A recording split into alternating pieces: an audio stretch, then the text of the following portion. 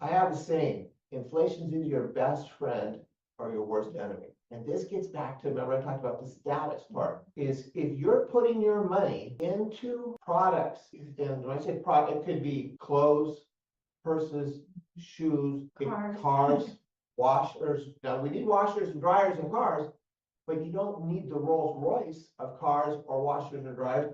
All of these funds, you have to be cognizant of the fact that consumer products do one thing. They go down in value. They don't go up in value. They go down in value. So you're losing money. There's no investment return. There's nothing going to help you. And eventually it's going to wear out and you're going to have to either trash it or replace it or something and start all over. So controlling that and the inflation cost and all this is crazy. It just keeps going up and up and up.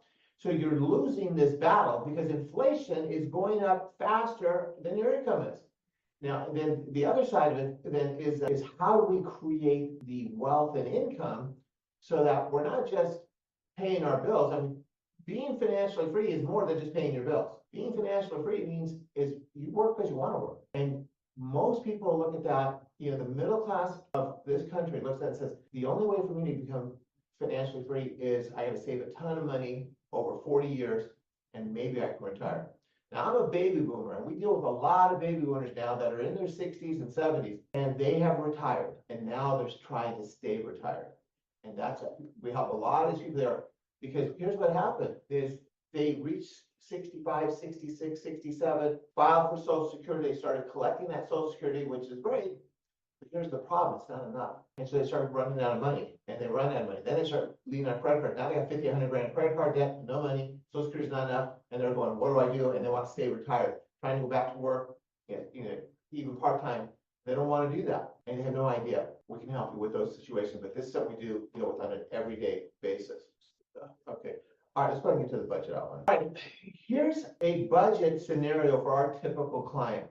As you can see on your screen there, their mortgage payment is about $2,500 a month. Now, this is with a 400 mortgage. These are people that refinanced during the COVID era, where they got a 2.5% to 3.5% mortgage rate.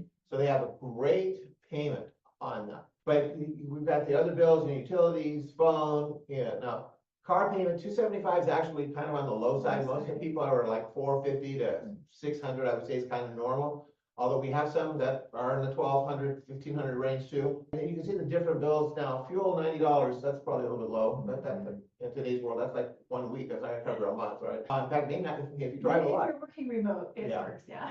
All right, auto insurance and so on. But here's the big one, is the credit card debts. And you can see toward the bottom, we have 25 credit card debt with $750 as a minimum payment. And that minimum payment is basically pretty much just interest. You're not even making any principal reduction. $25,000 in credit card debt is on the lower side of most of our clients. $50,000 to $100,000 is not uncommon. So if you're in that $25,000 to $50,000 in credit card debt, I'm telling you, that is very common now. But it's a huge problem, especially if you're paying 30 to 35% interest. So we have to have a strategy on how we can address the problem. At the bottom, you can see state and federal income tax. Don't forget that you got to pay income taxes. Now, if you're self-employed, you may have some write-ups on that. But we always got to factor in that we have to pay the state and the federal government Social Security in that. So the total number on here, as you can see, is about $7,000 a month. So most of our middle income clients, this is where they're at. They're somewhere in that $6,000 to $8,000 a month with everything that they have to pay each month. And that becomes a problem because after they get their income, after paying income tax, there's a shortfall. So how do we address this? Well, if you're a homeowner, depending on what county you live in Southern California, and what the size of your house and all of that, but the median price home in LA County is in this $800,000 to $900,000 range. Orange County median price home is about $1.2 million. In Riverside, San Bernardino is more in the $500,000 to $600,000 neighborhood. But we're going to work with this typical scenario. The home's worth about $800,000. They have a first mortgage of about $400,000, which means they have $400,000 in equity, where they only have usually $5,000, $10,000, $15,000 saved. Not enough.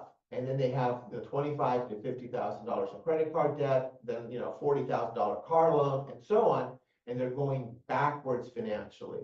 And this is what I said, where you become the slave to paying the bills. So how do we strategically work things where you can turn things around and you can improve your financial situation? Well,